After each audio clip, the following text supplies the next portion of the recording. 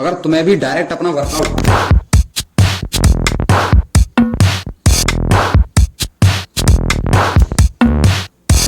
करने की आदत पड़ गई है तो यकीन मानो ये सबसे गंदी आदत है, क्योंकि बिना वार्म अप के कोई भी वर्कआउट पूरा नहीं हो सकता। और वार्म अप एक ऐसी चीज है जिसे आपको स्टार्टिंग में करना काफी ज्यादा जरूरी है।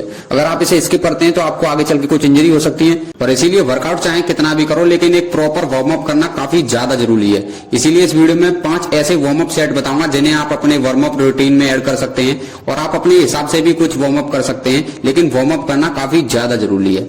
तो चलिए शुरू करते हैं पहले सेट से।